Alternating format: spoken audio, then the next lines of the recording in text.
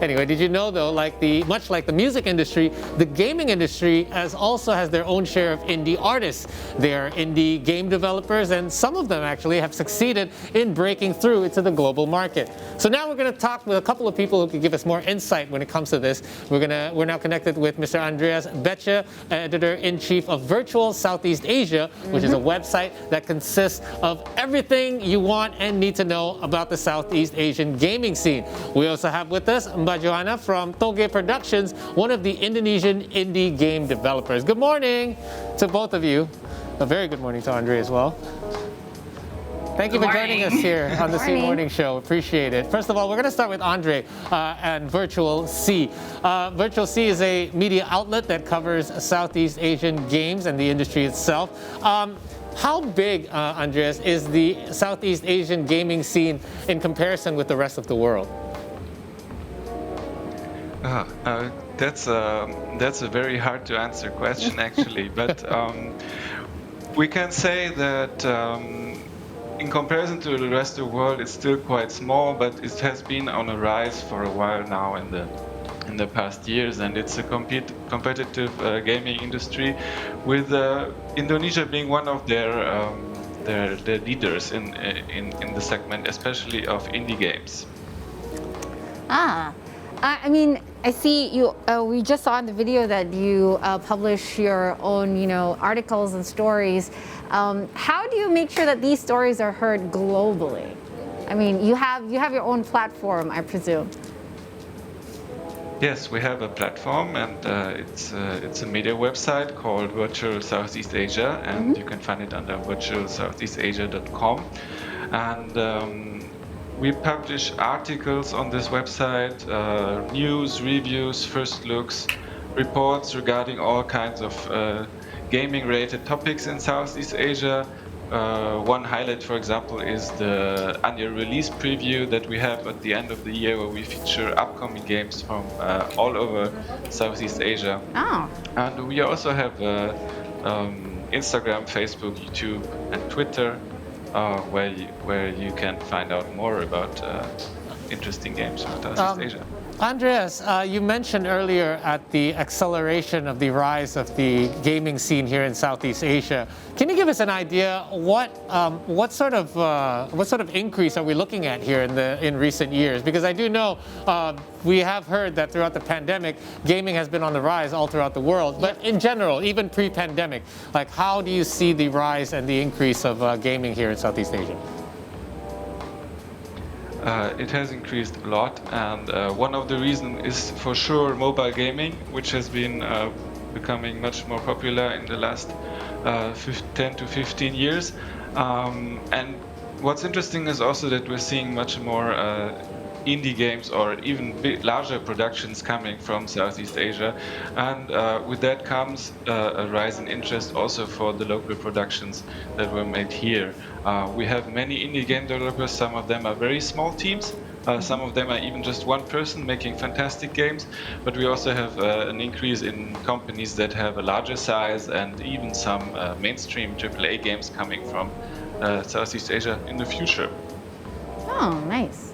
I mean, I heard that there has been a significant growth also because of the internet infrastructure that's been. That's right. Internet is much better here than it used to be, especially in Indonesia. And we move on to Johana just a little bit. So we heard that we heard that your team always planned for the game to be sold globally. We're talking about, what was that game? The coffee talk? Coffee talk. That's right. I told Marissa that this would be perfect for her because of the jazz and lo-fi music background, and we love that. So how do you feel like you can market this particular game into the global market? We just said the views, the scenes were very, very nostalgic toward the older games that we used to play. So we never really thought about that. We just decided that we wanted to make a game that was reminiscent to sitting in a coffee shop, because in pandemic you can't really go out and sit in coffee shops anymore. So we wanted to make this game that was really cozy, really reminiscent of that. Okay. And we decided I want to say like we thought about publishing this globally, but we really never thought about it. We just thought that everyone's gamers, so everybody's just under the label of gamers. You know, it doesn't really matter if you're in Southeast Asia or in America. Everybody loves the game. So. Yeah, the internet connects us all. My question for you, Johana, is who came up with the idea to do this as this kind of throwback theme? Yeah. Where the graphics itself, the dialogue that pops up in the dialogue box on the bottom, even the design of the backgrounds. You have little, I noticed little things that are just, you know, nostalgic little bits and pieces that take us back. I guess this would remind me of like the old Nintendo consoles or even the Commodore 64. You probably weren't even born yet. Why am I talking about Commodores? So who came up with that idea? Because I think that's one of the things that makes it unique.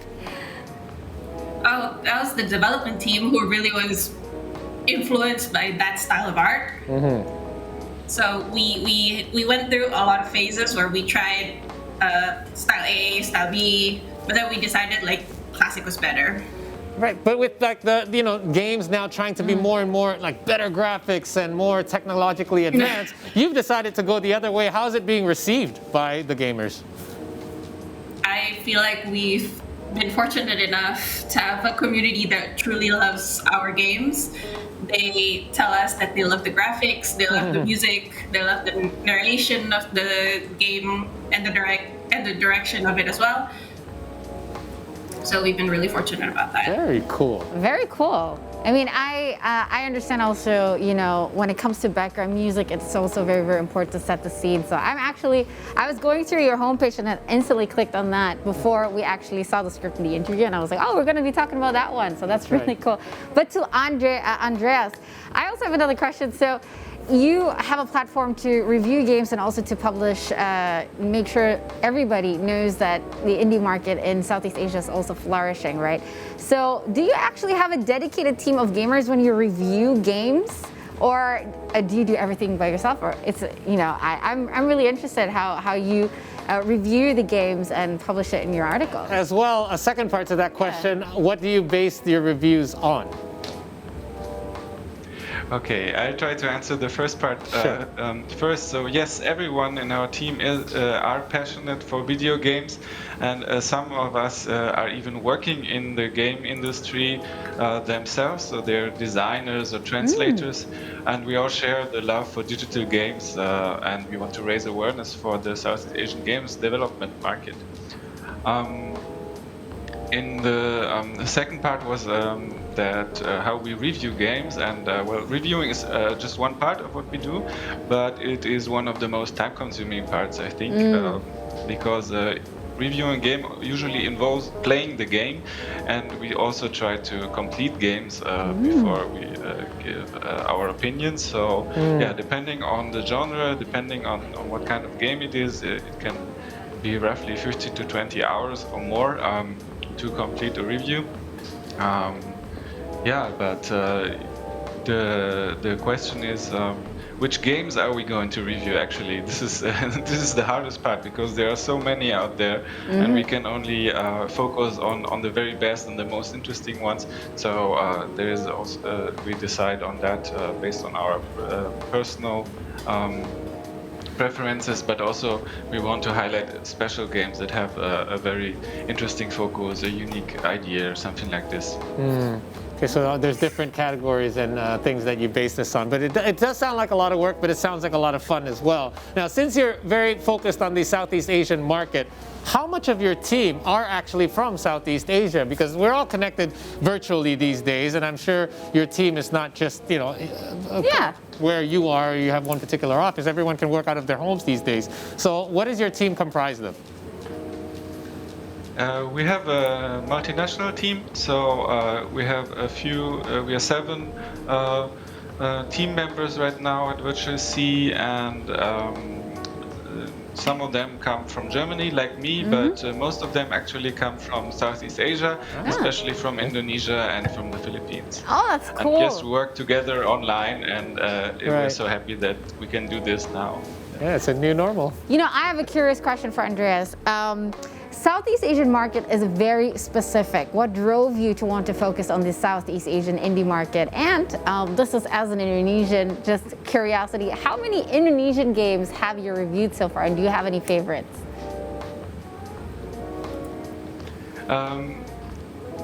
The Southeast Asian market came to my attention when I first heard about a horror game from Indonesia called Dreadout.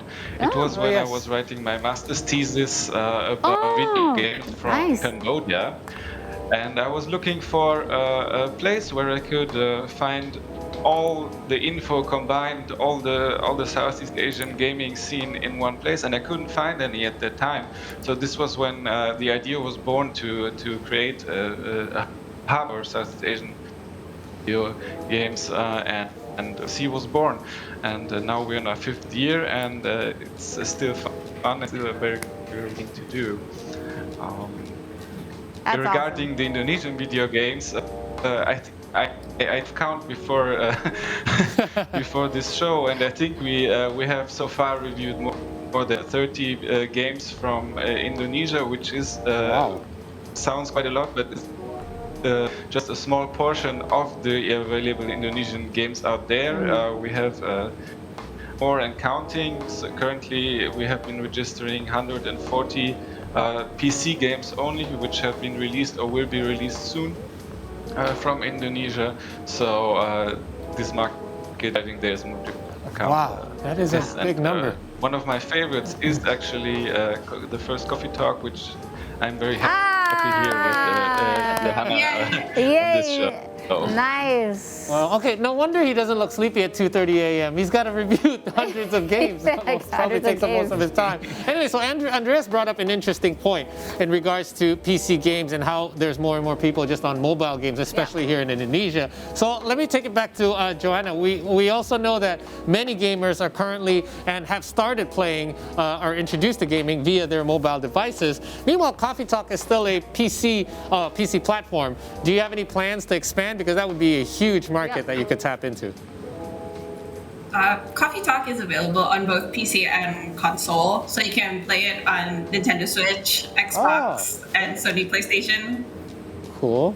As for mobile, we're thinking about it, but I don't want to promise anything. Is this because it's such a huge? It's a huge task for the maintenance and the constant updates for a mobile app, as opposed to, it would just be more work and you would just need more resources for your team.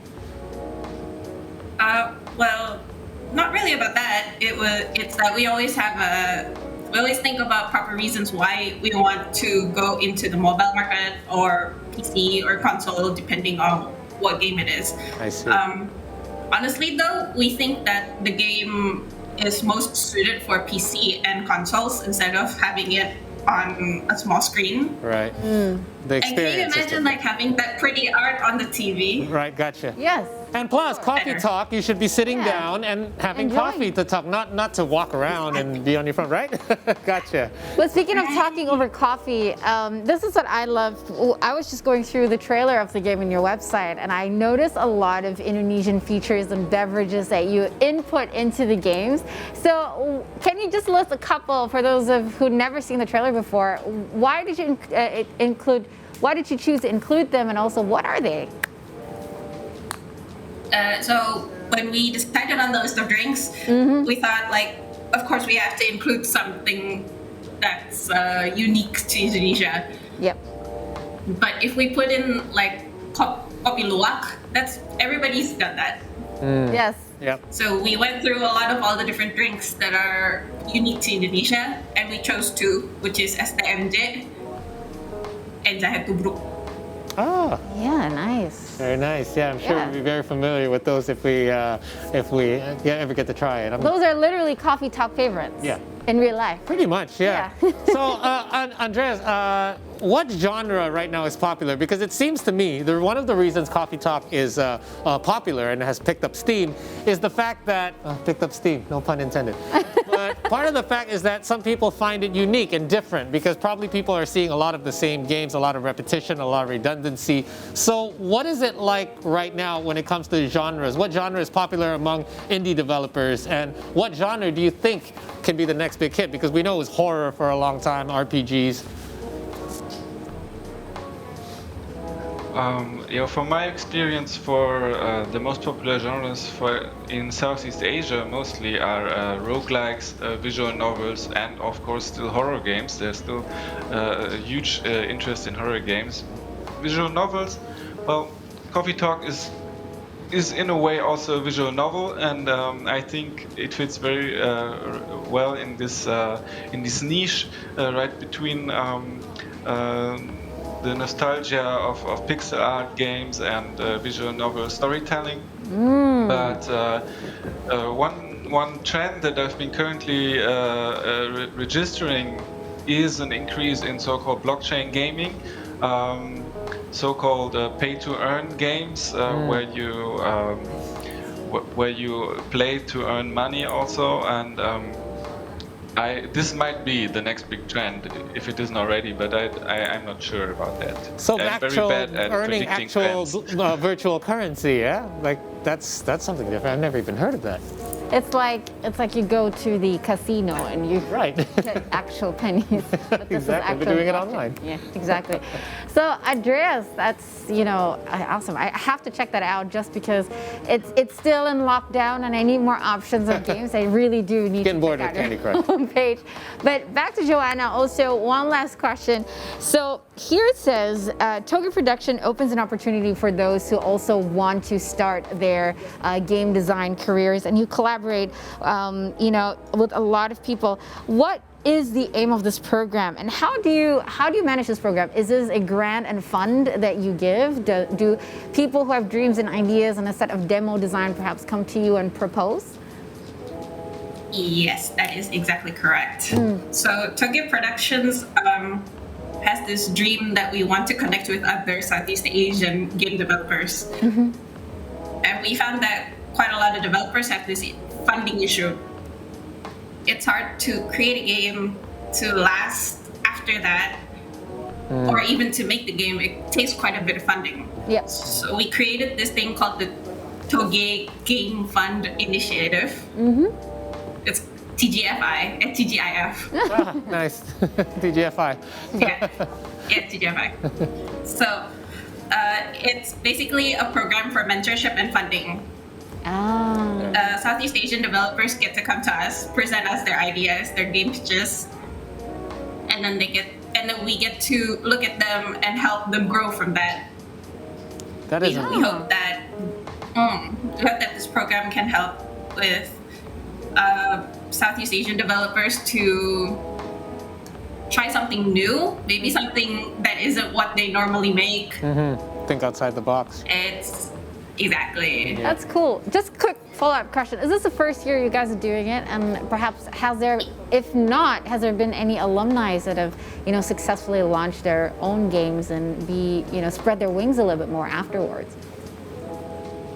No, this is the first time that the first year that we've been doing this. There's no alumni yet, but it is a very important project for us, and we're looking forward to see all the game pitches that Southeast Asian developers pitch to us. Wow, that is, Wow. thank you for providing that, because we do know there's so many aspiring developers in our country and around Southeast Asia that this would be certainly a good way for them to break through as well. And we heard that Coffee Talk 2 will be on the way, you've recently announced, so we look very much forward to that. Yes. Congratulations on that. I'm sure Andreas is looking forward to that too. And Andreas, thank you so much for providing a platform to showcase gamers and gaming industry Amazing. from Southeast Asia. Guys, if you haven't already been there, check it out, Virtual Southeast Asia. We thank you both so much for your time and appreciate you giving us a more deep dive into the gaming industry here in Southeast Asia.